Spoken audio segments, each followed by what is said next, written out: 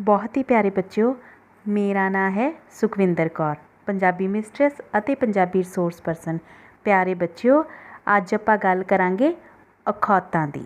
ਤੇ ਬੱਚਿਓ, ਅਖੌਤਾਂ ਹੁੰਦੀਆਂ ਕੀ ਨੇ? ਸਭ ਤੋਂ ਪਹਿਲਾਂ ਤਾਂ ਆਪਾਂ ਨੂੰ ਇਹ ਜਾਣਕਾਰੀ ਹਾਸਲ ਹੋਣੀ ਚਾਹੀਦੀ ਹੈ ਨਾ।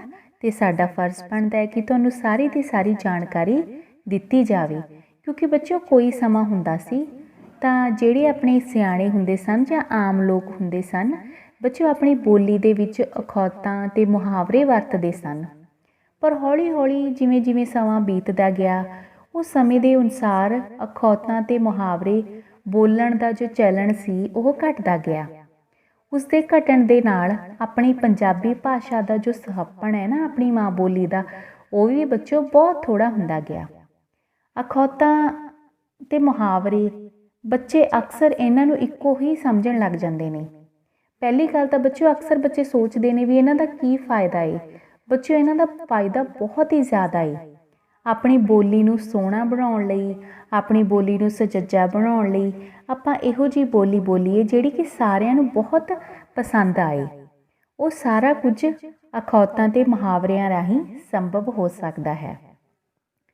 ਅਤੇ ਬੱਚਿਓ, ਆਪਾਂ ਜਦੋਂ ਅਖੌਤ ਦੇ ਰਾਹੀਂ ਕੋਈ ਗੱਲ ਕਹਿੰਦੇ ਨਾ, ਆਪਾਂ ਸੰਦੇਸ਼ ਕਿਸੇ ਨੂੰ ਦੇਣਾ ਹੈ ਆਪਣਾ, ਜਾਂ ਆਪਣੀ ਜਿਹੜੀ ਗੱਲ ਹੈ ਆਪਾਂ ਥੋੜ੍ਹੇ ਸ਼ਬਦਾਂ ਦੇ ਵਿੱਚ ਪੂਰੀ ਕਰਨੀ ਹੈ, ਉਹ ਆਪਾਂ ਅਖੌਤਾਂ ਦੇ ਰਾਹੀਂ, ਮੁਹਾਵਰਿਆਂ ਦੇ ਰਾਹੀਂ ਸੰਭਵ ਕਰ ਸਕਦੇ ਹਾਂ। ਅਤੇ ਪੂਰੇ ਦਾ ਪੂਰਾ ਜਿਹੜਾ ਆਪਣਾ ਅਰਥ ਹੈ ਉਹ ਦੂਸਰੇ ਇਨਸਾਨ ਤੱਕ ਪਹੁੰਚ ਜਾਂਦਾ ਹੈ ਅਤੇ ਆਪਣੀ ਸਿਆਣਪ ਹੈ ਜਿਹੜੀ ਬਹੁਤ ਜ਼ਿਆਦਾ ਮਤਲਬ ਸਾਹਮਣੇ ਆਉਂਦੀ ਹੈ। ਠੀਕ ਹੈ ਨਾ।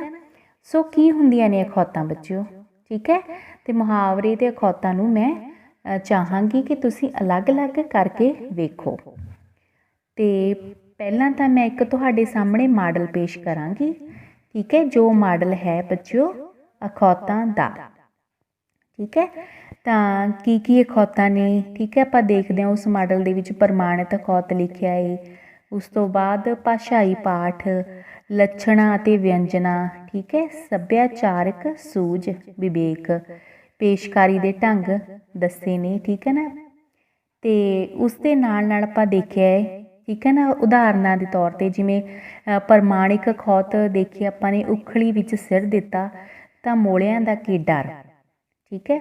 ਆਪਾਂ ਫਿਰ ਭਾਸ਼ਾਈ ਪਾਠ ਦੀ ਗੱਲ ਕਰੀਏ ਬੱਚੇ, ਉਖਲੀ ਵਿੱਚ ਸਿਰ ਦਿੱਤਾ ਤਾਂ ਮੋਲਿਆਂ ਦਾ ਕੀ ਡਰ। ਪੇਸ਼ਕਾਰੀ, ਜਦੋਂ ਇਹ ਦੱਸਣਾ ਹੋਵੇ ਕਿ ਔਖਾ ਕੰਮ ਸ਼ੁਰੂ ਕਰਕੇ ਉਸ ਦੀਆਂ ਔਕੜਾਂ ਤੋਂ ਨਹੀਂ ਡਰਨਾ ਚਾਹੀਦਾ।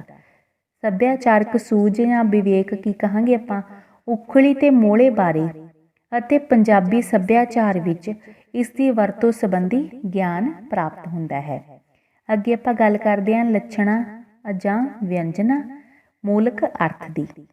ਔਖਾ ਕਾਰਜ ਪੂਰਾ ਕਰਨ ਲਈ ਮੁਸ਼ਕਿਲਾਂ ਦਾ ਸਾਹਮਣਾ ਕਰਨਾ ਹੀ ਪੈਂਦਾ ਹੈ।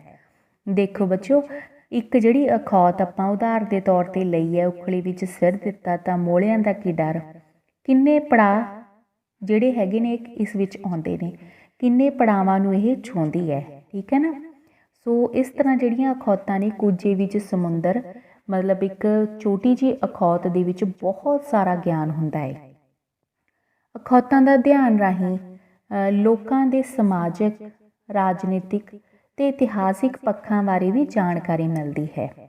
ਅਖੌਤਾਂ ਅਨੇਕ ਪੀੜ੍ਹੀਆਂ ਦੇ ਤਜਰਬਿਆਂ, ਸਿਆਣਪਾਂ ਦੇ ਰਾਹੀਂ ਸਾਡੇ ਤੱਕ ਪਹੁੰਚਦੀਆਂ ਹਨ। ਇਸ ਕਾਰਨ ਗੱਲਬਾਤ ਦੌਰਾਨ ਅਖੌਤਾਂ ਦੀ ਵਰਤੋਂ ਭਾਸ਼ਾਈ ਸੰਚਾਰ ਨੂੰ ਗਹਿਰਾਈ ਅਤੇ ਪਰਿਪੱਕਤਾ ਪ੍ਰਦਾਨ ਕਰਦੀ ਹੈ। ਅਖੌਤਾਂ ਅਤੇ ਮੁਹਾਵਰਿਆਂ ਦੇ ਰੂਪ ਅਤੇ ਵਰਤੋਂ ਵਿੱਚ ਕੁਝ ਬੁਨਿਆਦੀ ਵਖਰੇਵੇਂ ਹਨ। ਸੋ ਬੱਚਿਓ, ਹੁਣ ਆਪਾਂ ਅਖੌਤਾਂ ਸ਼ੁਰੂ ਕਰਦੇ ਹਾਂ। ਖਵਾਜੇ ਦਾ ਗਵਾਹ ਡੱਡੂ। ਖਵਾਜਾ ਕਿਸ ਨੂੰ ਕਿਹਾ ਜਾਂਦਾ? ਪਾਣੀ ਨੂੰ ਕਹਿ ਦਿੱਤਾ ਜਾਂਦਾ ਹੈ ਨਾ। ਖੂਹ ਕਹਿੰਦੇ ਹੁੰਦੇ ਸੀ, ਖੂਹ ਖਵਾਜਾ, ਮਤਲਬ ਲੋਕ ਮੱਥਾ ਟੇਕਦੇ ਹੁੰਦੇ ਸਨ ਅਤੇ ਖਵਾਜੇ ਦੇ ਤੌਰ 'ਤੇ ਉਹਨੂੰ ਮੰਨਦੇ ਹੁੰਦੇ ਸਨ, ਕਿਉਂਕਿ ਪਾਣੀ ਦੀ ਪਹਿਲਾਂ ਲੋਕ ਦੇਖੋ ਬੱਚੋ ਇੰਨੀ ਕਦਰ ਕਰਦੇ ਸਨ। ਹੁਣ ਤਾਂ ਆਪਾਂ ਪਾਣੀ ਫਾਲਤੂ ਗਵਾਉਂਦੇ ਹਾਂ ਨਾ, ਪਹਿਲਾਂ ਲੋਕ ਖੂਹਾਂ ਨੂੰ ਪੂਜਦੇ ਸਨ, ਮੱਥਾ ਟੇਕਦੇ ਸਨ। ਠੀਕ ਹੈ ਨਾ। ਇੰਨੀ ਪ੍ਰਕਿਰਤੀ ਨੂੰ ਲੋਕ ਪਿਆਰ ਕਰਦੇ ਸਨ। ਖਵਾਜੇ ਦਾ ਗਵਾਹ ਡੱਡੂ, ਮਤਲਬ ਖੂਹ ਦਾ ਗਵਾਹ ਡੱਡੂ, ਕਿਉਂਕਿ ਡੱਡੂ ਪਾਣੀ ਦੇ ਵਿੱਚ ਰਹਿੰਦਾ ਨਾ, ਅਤੇ ਉਸ ਜਿੱਥੇ ਆਪਾਂ ਕੋਈ ਰਹਿੰਦੇ ਹਾਂ, ਆਪਣਾ ਸਾਥ ਹੁੰਦਾ ਏ, ਆਪਾਂ ਹਮੇਸ਼ਾ ਉਸ ਦੀ ਹਾਮੀ ਭਰਦੇ ਹਾਂ। ਖਵਾਜੇ ਦਾ ਗਵਾਹ ਡੱਡੂ ਮਤਲਬ ਇਹ ਉਸ ਲਈ ਕਹਿ ਦਿੱਤਾ ਜਾਂਦਾ ਵੀ ਜਦੋਂ ਕਿਸੇ ਦੀ ਗੱਲ ਹੋਵੇ ਤੇ ਦੂਜਾ ਉਹਦੇ ਨਾਲ ਦਾ ਹੀ ਉਹਦੀ ਗਵਾਹੀ ਭਰੇ ਤਾਂ ਅਕਸਰ ਕਹਿ ਦਿੱਤਾ ਜਾਂਦਾ ਵੀ ਖਵਾਜੇ ਦਾ ਗਵਾਹ ਡੱਡੂ। ਪ੍ਰੀਖਿਆ ਦੇ ਦਿਨਾਂ ਵਿੱਚ ਦੇਰ ਤੱਕ ਟੈਲੀਵਿਜ਼ਨ ਦੇਖ ਰਹੀ ਸਾਨੀਆ ਨੂੰ ਉਸ ਦੀ ਮਾਂ ਨੇ ਝਿੜਕਿਆ ਤਾਂ ਉਸ ਦਾ ਛੋਟਾ ਭਰਾ ਰਿਸ਼ਤ ਕਹਿਣ ਲੱਗਾ, ਟੈਲੀਵਿਜ਼ਨ ਤਾਂ ਹੁਣੇ ਹੀ ਲਾਇਆ ਹੈ, ਪਹਿਲਾਂ ਤਾਂ ਦੀਦੀ ਪੜ੍ਹਦੇ ਸੀ। ਤੂੰ ਚੁੱਪ ਕਰ, ਆਖੇ ਖਵਾਜੇ ਦਾ ਗਵਾਹ ਡੱਡੂ, ਮਾਂ ਨੇ ਗੁੱਸੇ ਨਾਲ ਕਿਹਾ। ਠੀਕ ਹੈ, ਦੋਨੋਂ ਭੈਣ ਭਰਾ ਇੱਕ ਦੂਜੇ ਦੀ ਗਵਾਹੀ ਹਾਮੀ ਭਰ ਰਹੇ ਸਨ। ਅੱਗੇ ਬੱਚਿਓ, ਖਾਈਏ ਮਨ ਭਾਉਂਦਾ, ਪੈਨੀਏ ਜੱਗ ਭਾਉਂਦਾ।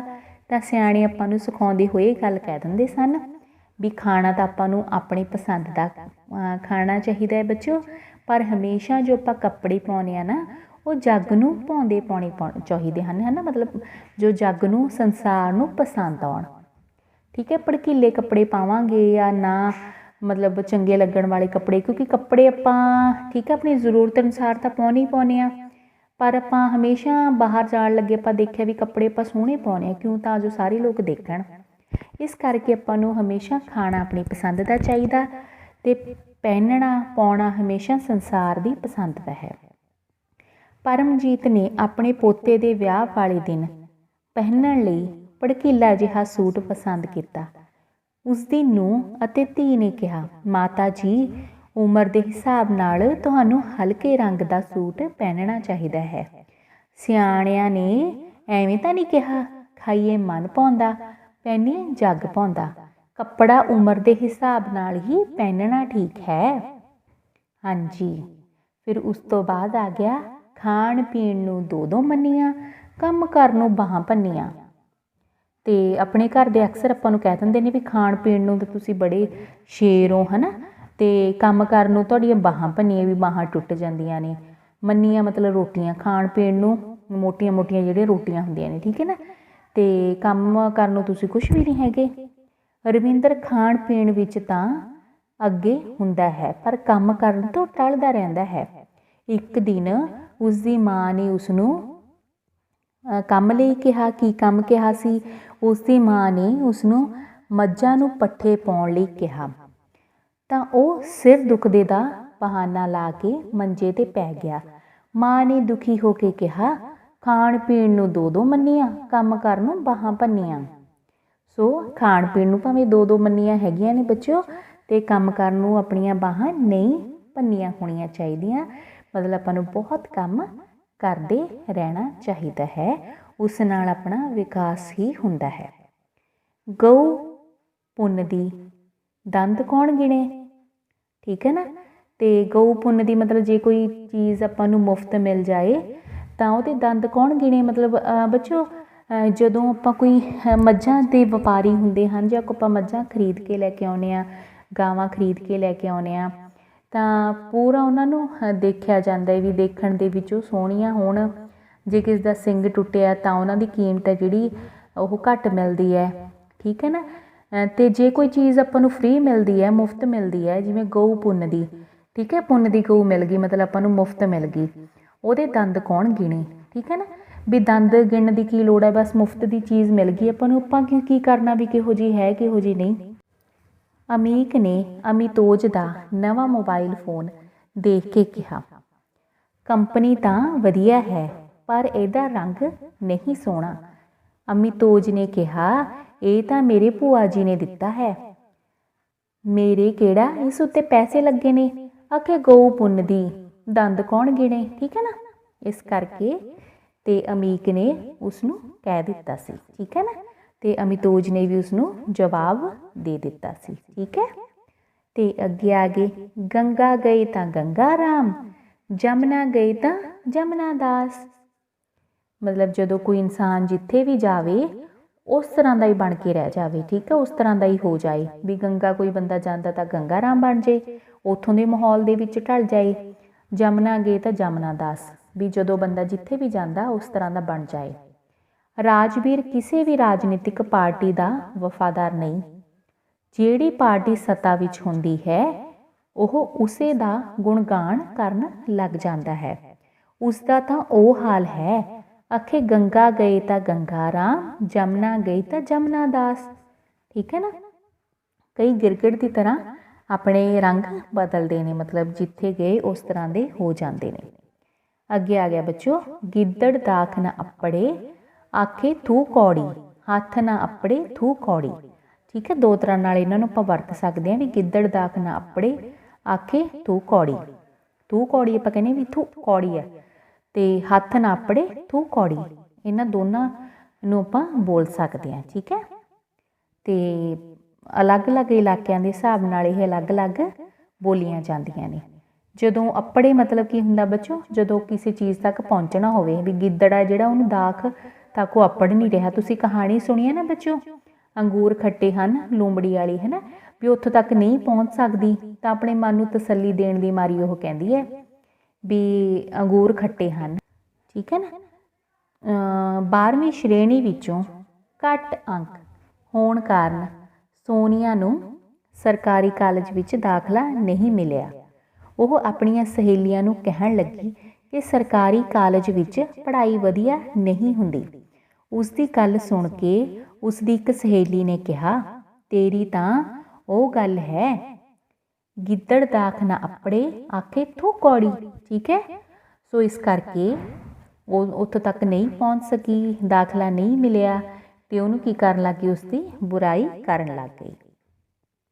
ਅੱਗੇ ਆ ਗਿਆ ਬੱਚਿਓ, ਘਰ ਦਾ ਜੋਗੀ ਜੋਗੜਾ ਬਾਹਰ ਦਾ ਜੋਗੀ ਸਿੱਧ। ਵੀ ਜੇ ਕੋਈ ਘਰ ਦਾ ਇਨਸਾਨ ਹੈ, ਘਰ ਦਾ ਮਤਲਬ ਜੇ ਕੋਈ ਗੁਣਵਾਨ, ਮੰਨ ਲਓ ਕੋਈ ਘਰ ਦਾ ਆਪਣੇ ਡਾਕਟਰ ਹੈ, ਠੀਕ ਹੈ, ਜਾਂ ਕੋਈ ਆਪਣੇ ਘਰ ਦਾ ਮਤਲਬ ਘਰ ਦਾ ਲਾ ਲਓ, ਇਲਾਕੇ ਦਾ ਲਾ ਲਓ, ਠੀਕ ਹੈ ਨਾ, ਤਾਂ ਆਪਾਂ ਕਹਾਂਗੇ ਵੀ ਇਹਨੂੰ ਕੁਛ ਨਹੀਂ ਆਉਂਦਾ।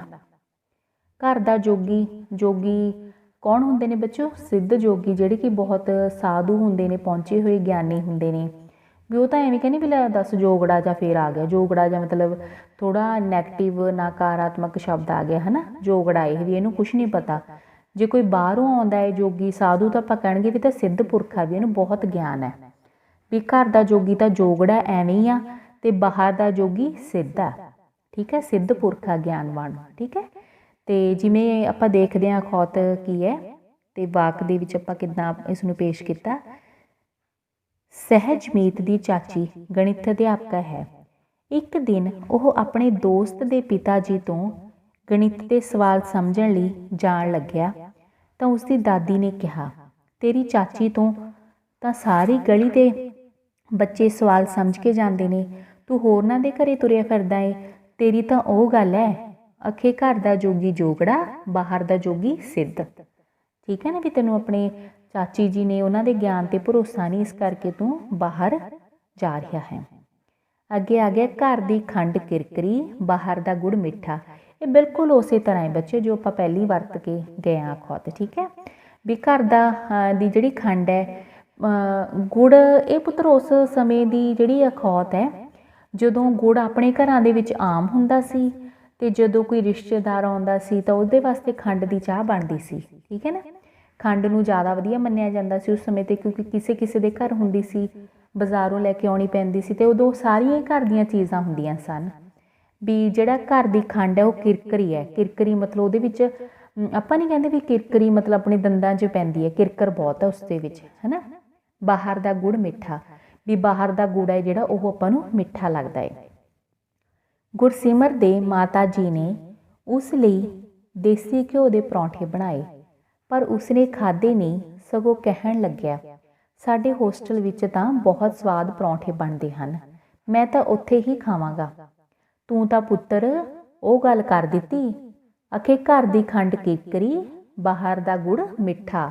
ਗੁਰਸਿਮਰ ਨੇ ਮਾਂ ਨੂੰ ਕਿਹਾ, ਠੀਕ ਹੈ, ਵੀ ਮੈਂ ਤਾਂ ਤੈਨੂੰ ਦੇਸੀ ਘਿਓ ਦੇ ਪਰੌਂਠੇ ਬਣਾ ਕੇ ਦਿੰਦੀ ਹਾਂ, ਵੀ ਉਹ ਪਤਾ ਨਹੀਂ ਕਿਹੜੇ ਮਿਲਾਵਟੀ ਘਿਓ ਦੇ ਹੋਣਗੇ, ਠੀਕ ਹੈ, ਚੀਜ਼ਾਂ ਸਾਫ਼ ਹੋਣਗੀਆਂ ਕਿ ਨਹੀਂ, ਵੀ ਤੇਰੇ ਤਾਂ ਉਹੀ ਗੱਲ ਹੈ ਵੀ ਘਰ ਦੀ ਖੰਡ ਤਾਂ ਕਿਰਕਰੀ ਹੈ, ਬਾਹਰ ਦਾ ਜੋ ਗੁੜ ਹੈ ਉਹ ਮਿੱਠਾ ਹੈ। ਅੱਗੇ ਆ ਗਿਆ ਬੱਚੋ, ਘਰ ਲੜਾਕੀ ਬਾਹਰ ਸੰਘਣੀ, ਮੇਲੋ ਮੇਰਾ ਨਾਂ। ਠੀਕ ਹੈ, ਘਰ ਲੜਾਕੀ ਬਾਹਰ ਸੰਘਣੀ, ਮੇਲੋ ਮੇਰਾ ਨਾਂ। ਚਲੋ ਫਿਰ ਆਪਾਂ ਦੇਖਦੇ ਹਾਂ। ਸੇਠ ਸਖੀ ਮੱਲ ਆਪਣੇ ਗਾਹਕਾਂ ਨੂੰ ਖੂਬ ਲੁੱਟਦੇ ਹਨ, ਆਪਣੇ ਨੌਕਰਾਂ ਨਾਲ ਸਖਤ ਵਿਹਾਰ ਕਰਦੇ ਹਨ, ਘਰ ਵਿੱਚ ਵੀ ਰੱਜ ਕੇ ਕੰਜੂਸ ਹਨ, ਕਦੇ ਕਦਾਈ ਆਪਣਾ ਨਾਂ ਉੱਘਾ ਕਰਨ ਲਈ ਛੋਟਾ ਮੋਟਾ ਦਾਨ ਵੀ ਕਰ ਦਿੰਦੇ ਹਨ। ਸੇਠ ਸਖੀ ਮੱਲ ਦੇ ਨਾਂ ਅਤੇ ਉਹਨਾਂ ਦੇ ਅਨੋਖੇ ਜੀਵਨ ਢੰਗ ਨੂੰ ਵੇਖ ਕੇ ਮੈਂ ਕਿਹਾ, ਇਸ ਦੀ ਤਾਂ ਉਹ ਗੱਲ ਹੋਈ, ਅਖੇ ਘਰ ਲੜਾਕੀ ਬਾਹਰ ਸੰਗਣੀ ਮੇਲੋ ਮੇਰਾ ਨਾਂ। ਠੀਕ ਹੈ ਨਾ, ਵੀ ਘਰ ਦੇ ਵਿੱਚ ਵੀ ਉਹੀ ਹਾਲ ਹੈ ਤੇ ਬਾਹਰ ਵੀ ਉਹੀ ਹਾਲ ਹੈ। ਅੱਗੇ ਆ ਗਿਆ ਬੱਚੋ, ਘੜੀ ਦਾ ਖੁੰਝਿਆ। ਠੀਕ ਹੈ, ਖੁੱਥਾ ਵੀ ਕਹਿ ਦਿੰਦੇ ਆਪਾਂ। 100 ਕੋਹ ਤੇ ਜਾ ਪੈਂਦਾ ਹੈ। ਘੜੀ ਦਾ ਖੁੰਝਿਆ, ਘੜੀ ਵੀ ਇੱਕ ਘੜੀ ਪਲ ਨਹੀਂ ਆਪਾਂ ਕਹਿੰਦੇ, ਸਮੇਂ ਨੂੰ ਕਿਹਾ ਜਾਂਦਾ ਇਹ ਵੀ। ਠੀਕ ਹੈ ਨਾ, ਵੀ ਜੇ ਕੋਈ ਘੜੀ ਪਲ ਮਤਲਬ ਸਮੇਂ ਦਾ ਵੀ ਇਹ ਕੰਮ ਆਪਾਂ ਨਹੀਂ ਕਰਦੇ, ਇਹ ਖੁੰਝਾ ਦਿੰਦੇ। ਖੁੰਝਾ ਦੇਣਾ ਮਤਲਬ ਗਵਾ ਦੇਣਾ। ਠੀਕ ਹੈ ਨਾ, ਘੜੀ ਦਾ ਖੁੰਝਿਆ ਵੀ ਇਹ ਪਲ ਜੋ ਆਪਾਂ ਕੰਮ ਕਰਨਾ ਸੀ ਉਹ ਗਵਾਤਾ, ਤੇ ਕਈ ਵਾਰ ਉਹ ਕੰਮ ਬਣਦਾ ਹੀ ਨਹੀਂ, ਬਹੁਤ ਸਮਾਂ ਲੰਘ ਜਾਂਦਾ ਹੈ। 100 ਕੋਹ ਤੇ ਇਹ ਵੀ ਇੱਕ ਆਪਾਂ ਕੋਹ ਮਤਲਬ ਉਹਨੂੰ ਕਿਹਾ ਜਾਂਦਾ, ਸਮੇਂ ਨੂੰ ਕਹਿ ਦਿੱਤਾ ਜਾਂਦਾ ਹੈ। ਠੀਕ ਹੈ, ਜਾਂ ਰਫਤਾਰ ਨੂੰ ਆਪਾਂ ਗਿਣਦੇ ਹਾਂ। ਠੀਕ ਹੈ, ਰਾਜਵਿੰਦਰ ਨੇ ਇੰਟਰਵਿਊ ਦੇਣ ਲਈ ਦਿੱਲੀ ਜਾਣਾ ਸੀ। ਉਹ ਸਮੇਂ ਸਿਰ ਗੱਡੀ ਚੜ੍ਹਨੋਂ ਖੁੰਝ ਗਿਆ। ਦੇਰ ਨਾਲ ਪਹੁੰਚਣ ਕਾਰਨ ਉਹ ਇੰਟਰਵਿਊ ਦੇ ਨਾ ਸਕਿਆ। ਉਸ ਤੋਂ ਘੱਟ ਯੋਗਤਾ ਵਾਲਿਆਂ ਨੂੰ ਵੀ ਨੌਕਰੀ ਮਿਲ ਗਈ, ਪਰ ਰਾਜਵਿੰਦਰ ਹੁਣ ਤੱਕ ਨੌਕਰੀ ਲਈ ਧੱਕੇ ਖਾ ਰਿਹਾ ਹੈ। ਕਿਸੇ ਨੇ ਸੱਚ ਹੀ ਕਿਹਾ ਹੈ ਵੀ ਘੜੀ ਦਾ ਖੁੰਝਿਆ 100 ਕੋਹ ਤੇ ਜਾ ਪੈਂਦਾ ਹੈ। ਠੀਕ ਹੈ ਨਾ, ਅੱਗੇ ਆ ਗਿਆ ਬੱਚੋ, ਘਿਓ ਡੁੱਲਾ ਥਾਲ, ਨਾ ਮਿਹਣਾ ਨਾ ਗਾਲ। ਅਗਰ ਘਿਓ ਥਾਲ ਦੇ ਵਿੱਚ ਡੁੱਲਾ ਤਾਂ ਆਪਾਂ ਖਾ ਲਾਂਗੇ, ਉਹ ਕਿਹੜਾ ਵਿਗੜਿਆ ਏ। ਠੀਕ ਹੈ, ਬਰਤਨ ਦੇ ਵਿੱਚ ਹੀ ਹੈ। ਅਗਰ ਘਿਓ ਧਰਤੀ 'ਤੇ ਡੁੱਲ ਜਾਏ ਤਾਂ ਉਹ ਆਪਾਂ ਨਹੀਂ ਖਾ ਸਕਦੇ। ਸੋ ਘਿਓ ਅਗਰ ਕੋਈ ਗਲਤੀ ਹੁੰਦੀ ਹੈ, ਠੀਕ ਹੈ ਨਾ, ਅਗਰ ਉਹ ਛੋਟੀ ਜਿਹੀ ਗਲਤੀ ਜਿਹਨੂੰ ਆਪਾਂ ਸੁਧਾਰ ਸਕਦੇ ਹਾਂ ਤਾਂ ਕੋਈ ਗੱਲ ਨਹੀਂ।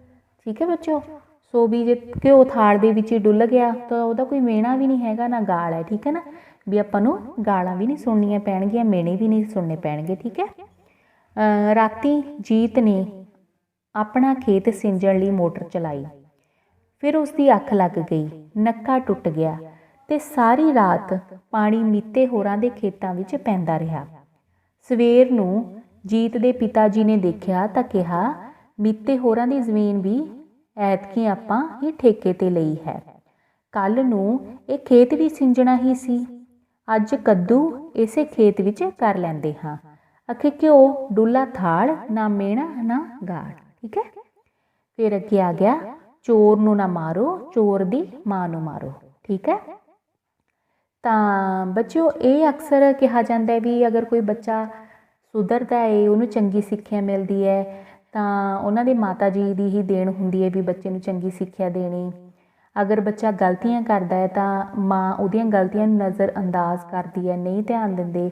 ਠੀਕ ਹੈ, ਤਾਂ ਉਹ ਬੱਚਾ ਹੋਰ ਗਲਤੀਆਂ ਨੂੰ ਦੁਹਰਾਈ ਜਾਂਦਾ ਹੈ। ਸੋ ਇਸ ਤਰ੍ਹਾਂ ਇਹਨਾਂ ਨੇ ਕਿਹਾ ਵੀ ਚੋਰ ਨੂੰ ਨਾ ਮਾਰੋ, ਚੋਰ ਦੀ ਮਾਂ ਨੂੰ ਮਾਰੋ। ਮਤਲਬ ਕਿ ਵੀ ਜਦੋਂ ਪਹਿਲੀ ਵਾਰ ਚੋਰੀ ਕਰਕੇ ਆਇਆ ਸੀ, ਵੀ ਅਗਰ ਚੋਰ ਦੀ ਜਿਹੜੀ ਮਾਤਾ ਨੇ ਉਦੋਂ ਹੀ ਸਮਝਾਉਣਾ ਸੀ, ਉਸਨੂੰ ਨਹੀਂ ਸਮਝਾਇਆ ਤਾਂ ਉਹਦੀਆਂ ਆਦਤਾਂ ਪੱਕ ਗਈਆਂ। ਠੀਕ ਹੈ, ਤਾਂ ਇਸ ਨੂੰ ਅਕਸਰ ਸਿਆਣੇ ਬੋਲ ਦਿੰਦੇ ਨੇ, ਮਾਸਟਰ ਜੀ ਆਪਣੇ ਪਿੰਡ ਦੇ ਤਾਂ ਬਹੁਤੇ ਗੱਭਰੂ ਸ਼ਰਾਬ ਪੀਣ ਦੇ ਆਦੀ ਹੋ ਗਏ ਹਨ, ਇਹਨਾਂ ਨੂੰ ਕੋਈ ਮੱਤ ਦਈਏ। ਨੰਬਰਦਾਰ ਧਰਮ ਚੰਦ ਨੇ ਕਿਹਾ, ਨੰਬਰਦਾਰ ਜੀ ਪਹਿਲਾਂ ਪਿੰਡ ਵਿੱਚੋਂ ਸ਼ਰਾਬ ਦਾ ਠੇਕਾ ਚੁਕਵਾਉਣ ਦਾ ਹਿੱਲਾ ਕਰੀਏ। ਸਿਆਣਿਆਂ ਨੇ ਵੀ ਕਿਹਾ ਹੈ, ਚੋਰ ਨੂੰ ਨਾ ਮਾਰੋ, ਚੋਰ ਦੀ ਮਾਂ ਨੂੰ ਮਾਰੋ। ਮਾਸਟਰ ਜੀ ਨੇ ਸਲਾਹ ਦਿੱਤੀ। ਠੀਕ ਹੈ, ਤਾਂ ਅੱਗੇ ਆ ਗਿਆ, ਛੀਹੋ ਕਿੱਤਿਆਂ ਕੋਈ ਪਾਣੀ ਨਹੀਂ ਪੀਂਦਾ। ਬੱਚੋ ਜਦੋਂ ਪਸ਼ੂਆਂ ਨੂੰ ਮਤਲਬ ਪਾਣੀ ਪਿਆਇਆ ਜਾਂਦਾ ਨਾ, ਆਪਾਂ ਦੇਖਦੇ ਹਾਂ ਵੀ ਜਾਨਵਰਾਂ ਦੀ ਵੀ ਆਪਣੀ ਭਾਸ਼ਾ ਹੈ, ਤਾਂ ਉਹਨਾਂ ਨੂੰ ਜਿਹੜੇ ਮਤਲਬ ਉਹਨਾਂ ਨਾਲ ਰਹਿੰਦੇ ਨੇ ਤਾਂ ਉਹਨਾਂ ਨੂੰ ਕਹਿੰਦੇ ਨੇ ਵੀ ਛੀਹੋ ਛੀ, ਹੈ ਨਾ, ਵੀ ਪਾਣੀ ਪੀ ਲਓ ਤੁਸੀਂ।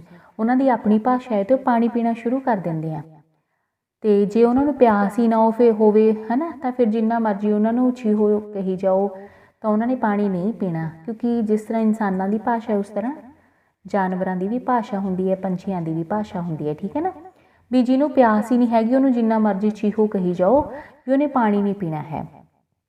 ਮੀਨਲ ਰੋਟੀ ਨਹੀਂ ਖਾ ਰਹੀ ਸੀ, ਪਰ ਉਸਦੀ ਮਾਂ ਵਾਰ-ਵਾਰ ਉਸਨੂੰ ਰੋਟੀ ਖਾਣ ਲਈ ਆਖ ਰਹੀ ਸੀ। ਕੋਲ ਬੈਠੀ ਉਸਦੀ ਨਾਨੀ ਨੇ ਕਿਹਾ, ਤੂੰ ਵਾਰ-ਵਾਰ ਕਿਉਂ ਕਹਿੰਦੀ ਹੈ, ਛੀਹੋ ਕਿੱਤਿਆਂ ਕੋਈ ਪਾਣੀ ਨਹੀਂ ਪੀਂਦਾ, ਜਦੋਂ ਇਸ ਨੂੰ ਭੁੱਖ ਲੱਗੇਗੀ ਆਪੇ ਖਾ ਲਵੇਗੀ। ਠੀਕ ਹੈ ਨਾ, ਅੱਗੇ ਆ ਗਿਆ, ਜਿੱਥੇ ਪਈ ਫੁੱਟ ਉੱਥੇ ਪਈ ਲੁੱਟ। ਠੀਕ ਹੈ, ਵੀ ਜਿੱਥੇ ਘਰ ਦੇ ਵਿੱਚ ਫੁੱਟ ਪੈ ਜਾਂਦੀ ਹੈ ਤਾਂ ਦੂਸਰੇ ਬੰਦਿਆਂ ਨੂੰ ਮੌਕਾ ਮਿਲ ਜਾਂਦਾ ਹੈ। ਉਸ ਘਰ ਨੂੰ ਲੁੱਟਣ ਦਾ, ਠੀਕ ਹੈ ਨਾ, ਇੱਕ ਦੂਜੇ ਨੂੰ ਚੱਕ ਚੱਕ ਕੇ ਲੁੱਟੀ ਜਾਂਦੇ ਨੇ, ਖਾਈ ਜਾਂਦੇ ਨੇ, ਠੀਕ ਹੈ। ਜਿਵੇਂ ਅੰਗਰੇਜ਼ ਜੋ ਇੱਥੇ ਆਏ ਸੀ ਬੱਚਿਓ, ਉਹਨਾਂ ਨੇ ਵੀ ਇਹੀ ਨੀਤੀ ਅਪਣਾਈ ਸੀ ਨਾ, ਫੁੱਟ ਪਾਓ ਤੇ ਰਾਜ ਕਰੋ, ਠੀਕ ਹੈ। ਦੂਜਿਆਂ ਨੂੰ ਲੜਾ ਕੇ ਉਹਨਾਂ ਦਾ ਧਿਆਨ ਉੱਧਰ ਹੋ ਜਾਂਦਾ, ਆਪ ਲੁੱਟਣਾ, ਰਾਜ ਕਰਨਾ, ਠੀਕ ਹੈ ਨਾ। ਜਤਿੰਦਰ ਤੇ ਮਨਿੰਦਰ ਦੋਹਾਂ ਭਰਾਵਾਂ ਦੀ ਆਪਸ ਵਿੱਚ ਨਹੀਂ ਬਣਦੀ। ਪਿਤਾ ਦੀ ਮੌਤ ਤੋਂ ਬਾਅਦ ਸਾਂਝੇ ਵਪਾਰ ਵੱਲ ਧਿਆਨ ਦੇਣ ਦੀ ਥਾਂ ਉਹ ਇੱਕ ਦੂਜੇ ਉੱਤੇ ਸ਼ੱਕ ਕਰਦੇ ਰਹੇ। ਇਸ ਗੱਲ ਦਾ ਫਾਇਦਾ ਉਠਾ ਕੇ ਨੌਕਰਾਂ ਨੇ ਦੁਕਾਨ ਵਿੱਚੋਂ ਚੋਰੀ ਕਰਕੇ ਸਮਾਨ ਵੇਚਣਾ ਸ਼ੁਰੂ ਕਰ ਦਿੱਤਾ। ਇਹ ਸਭ ਵੇਖ ਕੇ ਉਸਦੀ ਮਾਂ ਨੇ ਕਿਹਾ, ਤੁਸੀਂ ਹੁਣ ਵੀ ਸੰਭਲ ਜਾਓ, ਤੁਹਾਡੀ ਦੋਹਾਂ ਦੀ ਲੜਾਈ ਦਾ ਫਾਇਦਾ ਨੌਕਰ ਉਠਾ ਰਹੇ ਹਨ। ਸਿਆਣਿਆਂ ਨੇ ਠੀਕ ਹੀ ਕਿਹਾ ਹੈ, ਜਿੱਥੇ ਪਈ ਫੁੱਟ ਉੱਥੇ ਪਈ ਲੁੱਟ, ਠੀਕ ਹੈ ਬੱਚੋ। ਇੱਦਾਂ ਆਪਾਂ ਕੰਮ ਨਹੀਂ ਕਰਨੇ। ਅੱਗੇ ਆ ਗਿਆ, ਜਿਹਨੇ ਲਾਈ ਗੱਲੀ ਉਸੇ ਨਾਲ ਉੱਠ ਚੱਲੀ। ਵੀ ਜਿਨ੍ਹਾਂ ਨੇ ਗੱਲਾਂ ਵਿੱਚ ਲਾ ਲਿਆ ਵੀ ਉਹਨਾਂ ਨਾਲ ਹੀ ਬੰਦਾ ਮਤਲਬ ਉੱਠ ਚੱਲਣਾ, ਮਤਲਬ ਗੱਲਾਂ ਦੇ ਵਿੱਚ ਵਿਅਸਤ ਰਹਿਣਾ। ਅਕਸਰ ਆਪਣੇ ਘਰ ਦੇ ਵਿੱਚ ਆਪਣੇ ਮਾਤਾ ਜੀ ਵਰਤ ਲੈਂਦੇ ਸਨ, ਹੈ ਨਾ, ਵੀ ਘਰ ਦੇ ਕੰਮਾਂ ਦੀ ਕੋਈ ਫਿਕਰ ਨਹੀਂ, ਵੀ ਜਿਹਦੇ ਨਾਲ ਤੂੰ ਗੱਲਾਂ ਲੱਗ ਗਈ ਸੀ, ਗੱਲਾਂ ਕਰਨ ਲੱਗ ਗਈ ਸੀ, ਵੀ ਉਹਦੇ ਨਾਲ ਹੀ ਬੈਠ ਕੇ ਗੱਲਾਂ ਕਰਦੀ ਰਹੀ, ਠੀਕ ਹੈ। ਰੀਤੂ, ਗੁਰਨੂਰ ਤੂੰ ਸਕੂਲ ਦਾ ਕੰਮ ਕਰਦਾ ਕਰਦਾ ਕਾਪੀਆਂ ਕਿਤਾਬਾਂ ਖੁੱਲੀਆਂ ਛੱਡ ਕੇ ਕਿਧਰੇ ਚਲਾ ਗਿਆ ਸੀ। ਗੁਰਨੂਰ, ਮੰਮੀ ਮੇਰਾ ਦੋਸਤ ਰਿਸ਼ੀ ਆ ਗਿਆ ਸੀ, ਮੈਂ ਉਹਦੇ ਨਾਲ ਖੇਡਣ ਚਲਿਆ ਗਿਆ ਸੀ, ਠੀਕ ਹੈ ਨਾ। ਫਿਰ ਅੱਗੇ ਰੀਤੂ, ਵਾਹ ਵੇ ਪੁੱਤਰਾ, ਪਹਿਲਾਂ ਸਕੂਲ ਦਾ ਕੰਮ ਤਾਂ ਪੂਰਾ ਕਰ ਲੈਂਦਾ, ਤੇਰਾ ਤਾਂ ਉਹ ਹਾਲ ਹੈ। ਅਖੇ ਜਿੰਨੇ ਲਾਈ ਗੱਲੀ ਉਸੇ ਨਾਲ ਉੱਠ ਚੱਲੀ, ਠੀਕ ਹੈ। ਅੱਗੇ ਆ ਗਿਆ ਬੱਚੋ, ਟਾਟ ਦੀ ਜੁੱਲੀ ਰੇਸ਼ਮ ਦਾ ਬਖੀਆ। ਗੀਤਾ ਹੋਰੀ ਆਪਣੇ ਘਰ ਵਿੱਚ ਰੰਗ ਰੋਗਨ ਕਰਵਾ ਰਹੇ ਸਨ ਤਾਂ ਗੀਤਾ ਨੇ ਕਿਹਾ, ਇੱਕ ਕਮਰੇ ਦੀ ਕੰਧ ਉੱਤੇ ਆਪਾਂ ਟੈਕਸਚਰ ਕਰਵਾ ਲਈਏ, ਮਤਲਬ ਟੈਕਸਚਰ ਰੰਗ ਕਰਵਾ ਲੈਂਦੇ ਹਾਂ। ਇਹ ਸੁਣ ਕੇ ਉਸਦੇ ਪਿਤਾ ਜੀ ਬੋਲੇ, ਆਪਣਾ ਪੁਰਾਣਾ ਘਰ ਹੈ, ਪੁਰਾਣਾ ਤਾਂ ਘਰ ਹੈ ਆਪਣਾ, ਛੱਤਾਂ ਬਦਲਣ ਵਾਲੀਆਂ ਨੇ ਤੇ ਕੰਧਾਂ ਤੋਂ ਵੀ ਸੀਮੈਂਟ ਭੁਰਦਾ ਹੈ, ਤੂੰ ਤਾਂ ਉਹ ਗੱਲ ਕਰ ਦਿੱਤੀ। ਅਖੇ ਟਾਟ ਦੀ ਜੁੱਲੀ ਰੇਸ਼ਮ ਦਾ ਬਖੀਆ। ਉਸ ਤੋਂ ਬਾਅਦ ਆ ਗਿਆ ਠੂ ਮਾਸੀ ਸਲਾਮ। ਜਦੋਂ ਵਾਰੀ ਵਾਰੀ ਇੱਕ ਜਗ੍ਹਾ 'ਤੇ ਆਪਾਂ ਜਾਂਦੇ ਹੋਈਏ, ਠੂ ਮਾਸੀ ਸਲਾਮ, ਵੀ ਵਾਰੀ ਵਾਰੀ ਗਏ ਫੇਰ ਸਲਾਮ, ਫੇਰ ਗਏ, ਆਪਾਂ ਕਹਿੰਦੇ ਠੂ ਦੇਣੇ, ਬੰਦਾ ਉੱਥੇ ਪਹੁੰਚ ਜਾਂਦਾ ਫਟਾਫਟ, ਹੈ ਨਾ, ਵੀ ਚਲ ਇੱਕਦਮ ਹੀ ਪਹੁੰਚ ਜਾਣਾ, ਫੇਰ ਦੁਬਾਰਾ ਜਾਣਾ। ਰਾਜੀ, ਭਾਵੇਂ ਤੇਰੇ ਮਾਮਾ ਮਾਮੀ ਦਿੱਲੀ ਰਹਿੰਦੇ ਹਨ, ਪਰ ਤੂੰ ਆਪਣੇ ਹੋਸਟਲ ਵਿੱਚ ਹੀ ਰਹੀਂ, ਉੱਥੇ ਕਦੇ ਕਦਾਈ ਭਾਵੇਂ ਜਾ ਆਇਆ ਕਰੀ, ਨਿੱਤ ਦਾ ਜਾਣਾ ਠੀਕ ਨਹੀਂ। ਨਿੱਤ ਦੀ ਠੂ ਮਾਸੀ ਸਲਾਮ ਤੋਂ ਨੇੜੇ ਦੇ ਰਿਸ਼ਤੇਦਾਰ ਵੀ ਅੱਕ ਜਾਂਦੇ ਹਨ। ਪੜ੍ਹਨ ਲਈ ਦਿੱਲੀ ਜਾ ਰਹੀ ਰਾਜੀ ਨੂੰ ਸਮਝਾਉਂਦਿਆਂ ਉਸਦੀ ਮਾਂ ਨੇ ਕਿਹਾ। ਅੱਗੇ ਆ ਗਿਆ ਬੱਚੋ, ਡੁੱਬੀ ਤਾਂ ਜੇ ਸਾਨ ਆਇਆ। ਮਹਿੰਦਰ ਕੌਰ ਦੇ ਪੁੱਤਰ ਤੇ ਨੂੰਹ ਵਿਚਕਾਰ ਹਰ ਰੋਜ਼ ਹੁੰਦਾ ਲੜਾਈ ਝਗੜਾ ਵੇਖ ਕੇ ਉਸ ਦੀ ਗੁਆਂਢਣ ਨੇ ਕਿਹਾ, ਮਹਿੰਦਰ ਤੂੰ ਆਪਣੇ ਪੁੱਤਰ ਨੂੰ ਸਮਝਾ ਕਿ ਉਹ ਸ਼ਰਾਬ ਪੀਣੀ ਛੱਡ ਦੇਵੇ, ਨਿੱਤ ਦਾ ਕਲੇਸ਼ ਆਪੇ ਖਤਮ ਹੋ ਜਾਵੇਗਾ। ਹਰਿੰਦਰ, ਭੈਣੇ ਡੁੱਬੀ ਤਾਂ ਜੇ ਸਾਨ ਆਇਆ, ਕਿਉਂਕਿ ਬੰਦੇ ਨੂੰ ਜੇ ਸਾਹ ਹੀ ਨਹੀਂ ਆਊਗਾ ਤਾਂ ਹੀ ਉਹ ਡੁੱਬ ਜੂਗਾ, ਨਹੀਂ ਤਾਂ ਹੱਥ ਪੈਰ ਮਾਰੂਗਾ ਨਾ। ਜੇ ਮੁੰਡਾ ਮੇਰੀ ਸੁਣਦਾ ਹੁੰਦਾ ਤਾਂ ਹੀ ਲੜਾਈ ਝਗੜੇ ਦੀ ਨੌਬਤ ਕਾਹਨੂੰ ਆਉਂਦੀ, ਮਹਿੰਦਰ ਕੌਰ ਨੇ ਭਰੇ ਮਨ ਨਾਲ ਕਿਹਾ। ਅੱਗੇ ਆ ਗਿਆ, ਡੁੱਲੇ ਬੇਰਾਂ ਦਾ ਅਜੇ ਕੁਝ ਨਹੀਂ ਵਿਗੜਿਆ, ਵੀ ਮਤਲਬ ਬੇਰ ਅਗਰ ਡੁੱਲ ਗਏ, ਨੀਚੇ ਗਿਰ ਗਏ ਤਾਂ ਆਪਾਂ ਉਹਨਾਂ ਨੂੰ ਚੁੱਕ ਸਕਦੇ ਹਾਂ, ਠੀਕ ਹੈ। ਕੁਝ ਨਹੀਂ ਵਿਗੜਿਆ, ਆਪਣੇ ਫੇਰ ਕੰਮ ਆ ਜਾਂਦੇ ਨੇ, ਠੀਕ ਹੈ। ਨੁਮਾਹੀ ਪ੍ਰੀਖਿਆ ਵਿੱਚ ਸਹਿਜ ਨੂਰ ਦੇ ਅੰਕ ਘੱਟ ਆਏ ਤਾਂ ਉਹ ਉਦਾਸ ਹੋ ਗਿਆ। ਸਾਲਾਨਾ ਪ੍ਰੀਖਿਆ ਵਿੱਚ ਅਜੇ 3 ਮਹੀਨੇ ਪਏ ਹਨ, ਜੇ ਤੂੰ ਦੱਬ ਕੇ ਮਿਹਨਤ ਕਰੇ ਤਾਂ ਚੰਗੇ ਨੰਬਰ ਲੈ ਸਕਦਾ ਹੈ। ਡੁੱਲੇ ਬੇਰਾਂ ਦਾ ਅਜੇ ਕੁਝ ਨਹੀਂ ਵਿਗੜਿਆ, ਉਦਾਸ ਨਾ ਹੋ, ਸਗੋਂ ਦਿਨ ਰਾਤ ਇੱਕ ਕਰਕੇ ਪੜ੍ਹਾਈ ਕਰ, ਅਧਿਆਪਕ ਨੇ ਸਹਿਜ ਨੂਰ ਨੂੰ ਸਮਝਾਇਆ। ਠੀਕ ਹੈ ਬੱਚੋ, ਜੋ ਸਮਾਂ ਬੀਤ ਗਿਆ ਉਹਦੇ ਲਈ ਅਫਸੋਸ ਨਹੀਂ ਕਰਨਾ ਚਾਹੀਦਾ, ਸਗੋਂ ਅੱਗਿਓਂ ਮਿਹਨਤ ਕਰਨੀ ਚਾਹੀਦੀ ਹੈ। ਅੱਗੇ ਆ ਗਿਆ, ਢਿੱਡ ਭਰਿਆ ਕੰਮ ਸਰਿਆ। ਜਗਦੀਸ਼ ਨੂੰ ਜਦੋਂ ਵਾਹੀ ਲਈ ਟਰੈਕਟਰ ਚਾਹੀਦਾ ਸੀ, ਉਦੋਂ ਸਵੇਰੇ ਸ਼ਾਮ ਸਾਡੇ ਘਰ ਪੁੱਛਣ ਆਉਂਦਾ ਸੀ ਕਿ ਟਰੈਕਟਰ ਵਿਹਲਾ ਹੋ ਗਿਆ ਕਿ ਨਹੀਂ। 4 ਦਿਨ ਟਰੈਕਟਰ ਨਾਲ ਵਾਹੀ ਕਰਨ ਉਪਰੰਤ ਆਪਣੇ ਨੌਕਰ ਦੇ ਹੱਥ ਉਸਨੇ ਟਰੈਕਟਰ ਵਾਪਸ ਭੇਜ ਦਿੱਤਾ। ਉਸਦਾ ਤਾਂ ਉਹ ਹਾਲ ਹੈ, ਆਖੇ ਢਿੱਡ ਭਰਿਆ ਕੰਮ ਸਰਿਆ। ਹੁਣ ਉਹ ਧੰਨਵਾਦ ਕਰਨ ਵੀ ਨਹੀਂ ਆ ਸਕਿਆ। ਠੀਕ ਹੈ ਨਾ, ਵੀ ਢਿੱਡ ਭਰ ਗਿਆ ਕੰਮ ਸਰ ਗਿਆ, ਆਪਾਂ ਨੂੰ ਕਿਸੇ ਦੀ ਕੀ ਪਰਵਾਹ ਹੈ। ਠੀਕ ਹੈ ਬੱਚਿਓ, ਇੱਦਾਂ ਨਹੀਂ ਕਰਨਾ ਹੈ। ਅੱਗੇ ਆ ਗਿਆ, ਦੁੱਧ ਦਾ ਸੜਿਆ ਲੱਸੀ ਨੂੰ ਵੀ ਫੂਕ ਫੂਕ ਪੀਂਦਾ ਹੈ। ਵੀ ਜੇ ਕੋਈ ਆਪਣੀ ਜਿਹੜੀ ਜ਼ੁਬਾਨ ਹੈ, ਜੀਭ ਆ, ਦੁੱਧ ਦੇ ਨਾਲ ਸੜ ਗਈ ਤਾਂ ਉਹ ਡਰ ਜਾਂਦਾ ਅੱਗੇ ਤੋਂ ਵੀ। ਲੱਸੀ ਤਾਂ ਠੰਡੀ ਹੁੰਦੀ ਹੈ, ਵੀ ਉਹਨੂੰ ਵੀ ਉਹ ਫੂਕ ਮਾਰ ਮਾਰ ਕੇ ਪੀਂਦਾ, ਕਿਤੇ ਗਰਮ ਨਾ ਹੋਵੇ। ਸਤਨਾਮ ਸਿੰਘ, ਮੈਂ ਹਰਨਾਮ ਸਿੰਘ ਦੇ ਮੁੰਡੇ ਲਈ ਬਹੁਤ ਵਧੀਆ ਰਿਸ਼ਤਾ ਦੱਸਿਆ ਹੈ, ਪਰ ਉਹ ਤਾਂ ਬਹੁਤਾ ਹੀ ਪੁੱਛ ਪੜਤਾਲ ਦੇ ਚੱਕਰਾਂ ਵਿੱਚ ਪੈ ਗਿਆ ਹੈ। ਜਰਨੈਲ ਸਿੰਘ, ਤੈਨੂੰ ਪਤਾ ਹੀ ਹੈ ਕਿ ਉਸਨੇ ਆਪਣੇ ਇੱਕ ਰਿਸ਼ਤੇਦਾਰ ਦੇ ਕਹਿਣ 'ਤੇ ਆਪਣੀ ਧੀ ਦਾ ਰਿਸ਼ਤਾ ਵਿਦੇਸ਼ ਰਹਿੰਦੇ ਮੁੰਡੇ ਨਾਲ ਕੀਤਾ ਸੀ। ਉਹ ਧੋਖੇਬਾਜ਼ ਨਿਕਲੇ। ਕੁੜੀ ਅਗਲੇ ਦੀ ਘਰੇ ਬੈਠੀ ਹੈ। ਸਿਆਣਿਆਂ ਨੇ ਠੀਕ ਹੀ ਕਿਹਾ ਹੈ, ਦੁੱਧ ਦਾ ਸੜਿਆ ਲੱਸੀ ਨੂੰ ਵੀ ਫੂਕ ਫੂਕ ਪੀਂਦਾ ਹੈ। ਅੱਗੇ ਆ ਗਿਆ, ਪੱਗ ਵੇਚ ਕੇ ਘਿਓ ਨਹੀਂ ਖਾਈਦਾ। ਠੀਕ ਹੈ ਬੱਚਿਓ, ਵੀ ਪੱਗ ਇੱਜ਼ਤ ਨੂੰ ਕਿਹਾ ਜਾਂਦਾ ਹੈ। ਠੀਕ ਹੈ ਨਾ, ਵੀ ਮਾੜੇ ਕੰਮ ਨਹੀਂ ਕਰਨੇ। ਬਾਪੂ ਜੀ, ਮੈਂ ਸੋਚਦਾ ਆਪਾਂ ਆਪਣੀ ਜ਼ਮੀਨ ਵਿੱਚੋਂ 5 ਕੁ ਵਿਗੇ ਜ਼ਮੀਨ ਵੇਚ ਕੇ ਕੋਠੀ ਪਾ ਲਈਏ। ਨਵਦੀਪ ਨੇ ਕਿਹਾ, ਪੁੱਤਰ ਕੋਠੀ ਆਪਾਂ ਉਦੋਂ ਪਾਵਾਂਗੇ ਜਦੋਂ ਵੱਡਾ ਹੋ ਕੇ ਤੂੰ ਕਮਾਉਣ ਲੱਗ ਜਾਏਗਾ। ਤੂੰ ਵੀ ਕਮਾਉਣ ਲੱਗ ਪਿਆ, ਜ਼ਮੀਨ ਵੇਚ ਕੇ ਆਪਾਂ ਕੋਠੀ ਨਹੀਂ ਪਾਉਣੀ। ਸਿਆਣਿਆਂ ਨੇ ਕਿਹਾ ਹੈ, ਪੱਗ ਵੇਚ ਕੇ ਘਿਓ ਨਹੀਂ ਖਾਈਦਾ। ਹਾਲੇ ਰਹਿਣ ਜੋਗਾ ਇਹ ਘਰ ਵਧੀਆ ਹੈ। ਨਵਦੀਪ ਦੇ ਪਿਤਾ ਜੀ ਨੇ ਉਸ ਨੂੰ ਸਮਝਾਇਆ। ਫਿਰ ਉਸ ਤੋਂ ਬਾਅਦ ਆ ਗਿਆ ਬੱਚੋ, ਬੇਗਾਨੀ ਛਾਂ ਤੇ ਮੁੱਛਾਂ ਨਹੀਂ ਮਨਾਈ ਦੀਆਂ। ਹੈ ਨਾ, ਵੀ ਜੋ ਕੁਝ ਆਪਣੇ ਕੋਲ ਹੁੰਦਾ ਆਪਾਂ ਨੂੰ ਉਹਦੇ ਨਾਲ ਹੀ ਗੁਜ਼ਾਰਾ ਕਰਨਾ ਚਾਹੀਦਾ ਹੈ। ਵੀ ਕਿਸੇ ਦੀ ਕਹੇ ਦੇ ਵਿੱਚ ਆ ਕੇ ਆਪਾਂ ਨੂੰ ਮਤਲਬ ਆਪਣਾ ਆਪ ਨਹੀਂ ਗਵਾਉਣਾ ਚਾਹੀਦਾ। ਠੀਕ ਹੈ। ਕਮਲੇਸ਼, ਮੁਨੀਸ਼ ਤੇਰਾ ਦੋਸਤ ਤਾਂ ਆਇਆ ਹੀ ਨਹੀਂ ਕਾਰ ਲੈ ਕੇ। ਘੰਟਾ ਹੋ ਗਿਆ ਤੈਨੂੰ ਤਿਆਰ ਹੋ ਕੇ ਬੈਠੇ ਨੂੰ, ਫੋਨ ਕਰਕੇ ਪੁੱਛ ਲੈ ਉਸ ਨੂੰ। ਠੀਕ ਹੈ ਨਾ, ਵੀ ਦੇਖੋ ਬਗਾਨੀ ਚੀਜ਼ ਦਾ ਕੋਈ ਮਾਣ ਨਹੀਂ ਹੁੰਦਾ। ਮੁਨੀਸ਼, ਮੰਮੀ ਉਹਨੇ ਵੀ ਪਰਚਾ ਦੇਣ ਚੰਡੀਗੜ੍ਹ ਜਾਣਾ ਹੈ, ਪਰ ਹੁਣ ਉਸਨੇ ਮੋਬਾਈਲ ਬੰਦ ਕੀਤਾ ਹੋਇਆ ਹੈ। ਕਮਲੇਸ਼ ਕੀ ਕਹਿੰਦੀ, ਮੁਨੀਸ਼ ਹੁਣ ਤੂੰ ਉਸਦੀ ਉਡੀਕ ਛੱਡ ਅਤੇ ਜਲਦੀ ਬੱਸ ਚੜ੍ਹ ਕੇ ਚੰਡੀਗੜ੍ਹ ਪਹੁੰਚ ਪਰਚਾ ਦੇਣ ਲਈ। ਤੈਨੂੰ ਬਥੇਰੀ ਵਾਰ ਕਿਹਾ ਕਿ ਬੇਗਾਨੀ ਛਾਂ ਤੇ ਮੁੱਛਾਂ ਨਹੀਂ ਮਨਾਈ ਦੀਆਂ, ਪਰ ਤੂੰ ਸਮਝਦਾ ਹੀ ਨਹੀਂ। ਅੱਗੇ ਆ ਗਿਆ, ਭੁੱਲ ਗਏ ਰਾਗ ਰੰਗ, ਭੁੱਲ ਗਈਆਂ ਯੱਕੜੀਆਂ, ਤਿੰਨੇ ਗੱਲਾਂ ਯਾਦ ਰਹੀਆਂ, ਲੂਣ ਤੇਲ ਲੱਕੜੀਆਂ। ਠੀਕ ਹੈ ਨਾ, ਵੀ ਜਦੋਂ ਕੋਈ ਬੰਦਾ ਕਬੀਲਦਾਰ ਬਣ ਜਾਂਦਾ ਹੈ ਤਾਂ ਉਹਨੂੰ ਹੋਰ ਕੁਝ ਨਹੀਂ ਯਾਦ ਰਹਿੰਦਾ, ਉਹਨੂੰ ਆਪਣੀ ਕਬੀਲਦਾਰੀ ਦੀਆਂ ਚੀਜ਼ਾਂ ਹੀ ਯਾਦ ਰਹਿੰਦੀਆਂ ਨੇ। ਵੀ ਰਾਗ ਰੰਗ, ਠੀਕ ਹੈ, ਉਹ ਬਿਲਕੁਲ ਭੁੱਲ ਜਾਂਦੇ ਨੇ। ਯੱਕੜੀਆਂ, ਦੋਸਤਾਂ ਯਾਰਾਂ ਨਾਲ ਗੱਲਾਂ ਕਰਨੀਆਂ। ਮਨਦੀਪ ਤੇ ਜੁਗਰਾਜ ਦੋਵੇਂ ਇਕੱਠੇ ਪੜ੍ਹਦੇ ਸਨ। ਜਦੋਂ ਉਹ ਅਚਾਨਕ 15 ਸਾਲ ਬਾਅਦ ਮਿਲੇ ਤਾਂ ਜੁਗਰਾਜ ਨੇ ਮਨਦੀਪ ਤੋਂ ਪੁੱਛਿਆ, ਤੇਰੀ ਚਿੱਤਰਕਾਰੀ ਤੇ ਕਵਿਤਾ ਸਿਰਜਣਾ ਦਾ ਕੀ ਹਾਲ ਹੈ? ਹਾਲ ਕਾਹਦਾ ਯਾਰ, ਹੁਣ ਤਾਂ ਕਬੀਲਦਾਰੀ ਨੇ ਸੁਰਤ ਭੁਲਾਈ ਹੈ। ਅਖੇ ਭੁੱਲ ਗਏ ਰਾਗ ਰੰਗ, ਭੁੱਲ ਗਈਆਂ ਯੱਕੜੀਆਂ, ਤਿੰਨੇ ਗੱਲਾਂ ਯਾਦ ਰਹੀਆਂ, ਲੂਣ ਤੇਲ ਲੱਕੜੀਆਂ, ਮਨਦੀਪ ਨੇ ਕਿਹਾ। ਤੇ ਅੱਗੇ ਆ ਗਿਆ, ਮਨ ਹਰਾਮੀ ਹੁਜਤਾਂ ਢੇਰ। ਤੇ ਪੁੱਤਰ ਪੜ੍ਹ ਲੈ ਆ ਕੇ, ਬਿਜਲੀ ਆ ਗਈ ਹੈ। ਅਮੀ ਦੀ ਮਾਂ ਨੇ ਗਲੀ ਵਿੱਚ ਖੇਡ ਰਹੇ ਅਮੀ ਨੂੰ ਆਵਾਜ਼ ਦਿੱਤੀ। ਅਮੀ ਘਰ ਆ ਕੇ ਟੈਲੀਵਿਜ਼ਨ ਵੇਖਣ ਲੱਗ ਪਿਆ ਤੇ ਕਹਿਣ ਲੱਗਾ, ਥੋੜਾ ਜਿਹਾ ਪਸੀਨਾ ਸੁੱਕ ਲਵੇ ਫਿਰ ਪੜਾਂਗਾ। ਮਨ ਹਰਾਮੀ ਹੁਜਤਾਂ ਢੇਰ।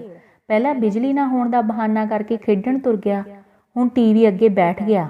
ਅਮੀ ਦੀ ਮਾਂ ਨੇ ਖਿੱਚ ਕੇ ਕਿਹਾ, ਲਾਲ ਗੋਦੜੀਆਂ ਵਿੱਚ ਲੁਕੇ ਨਹੀਂ ਰਹਿੰਦੇ। ਰਿਕਸ਼ਾ ਚਾਲਕ ਦੇ IAS ਬਣੇ ਪੁੱਤਰ ਦਾ ਸਨਮਾਨ ਕਰਦਿਆਂ ਜ਼ਿਲ੍ਹੇ ਦੇ ਡਿਪਟੀ ਕਮਿਸ਼ਨਰ ਨੇ ਕਿਹਾ, ਪਰਮੀਤ ਦੀ ਪ੍ਰਾਪਤੀ ਨੇ ਇਹ ਸਿੱਧ ਕਰ ਦਿੱਤਾ ਕਿ ਲਾਲ ਗੋਦੜੀਆਂ ਵਿੱਚ ਗੋਦੀ ਦੇ ਵਿੱਚ ਨਹੀਂ ਲੁਕੇ ਰਹਿੰਦੇ, ਉਹਨਾਂ ਦੀ ਚਮਕ ਬਾਹਰ ਆ ਹੀ ਜਾਂਦੀ ਹੈ। ਠੀਕ ਹੈ, ਜਿਵੇਂ ਕਿ ਰਿਕਸ਼ਾ ਚਾਲਕ ਦੇ ਪੁੱਤਰ ਨੇ ਪ੍ਰੀਖਿਆ ਦੇ ਕੇ ਸਾਬਤ ਕਰ ਦਿੱਤੀ ਗਈ ਸੀ ਵੀ ਗਰੀਬੀ ਨੇ ਉਹਨੂੰ ਲੁਕੋਇਆ ਨਹੀਂ, ਸਗੋਂ ਉਭਾਰਿਆ ਹੈ। ਠੀਕ ਹੈ ਬੱਚਿਓ, ਇਸ ਤਰ੍ਹਾਂ ਆਪਾਂ ਨੂੰ ਵੀ ਮਿਹਨਤ ਕਰਨੀ ਚਾਹੀਦੀ ਹੈ। ਸੋ ਇਹ ਸਨ ਬੱਚਿਓ 51 ਤੱਕ ਤੁਹਾਡੀਆਂ ਅਖੌਤਾਂ, ਅਤੇ ਮੈਨੂੰ ਪੂਰੀ ਉਮੀਦ ਹੈ ਕਿ ਆਪਣੀ ਜੋ ਭਾਸ਼ਾ ਹੈ ਉਹਨੂੰ ਸੁਧਾਰਨ ਲਈ, ਉਹਨੂੰ ਹੋਰ ਵਧੀਆ ਬਣਾਉਣ ਵਾਸਤੇ ਤੁਸੀਂ ਇਹਨਾਂ ਦੀ ਵਰਤੋਂ ਜ਼ਰੂਰ ਕਰੋਗੇ। ਠੀਕ ਹੈ ਬੱਚਿਓ, ਪੰਜਾਬੀ ਬੋਲੀ ਵੀ ਬਹੁਤ ਰਸਦਾਇਕ ਬੋਲੀ ਹੈ, ਅਤੇ ਅਗਰ ਇਹਨਾਂ ਦੀ ਆਪਾਂ ਵਰਤੋਂ ਕਰਦੇ ਹਾਂ ਤਾਂ ਆਪਣੀ ਜੋ ਸ਼ਖਸੀਅਤ ਹੈ ਉਹਦੇ ਵਿੱਚ ਬਹੁਤ ਨਿਖਾਰ ਆਏਗਾ। ਠੀਕ ਹੈ, ਧੰਨਵਾਦ ਬੱਚਿਓ, ਆਪਣਾ ਧਿਆਨ ਰੱਖੋ।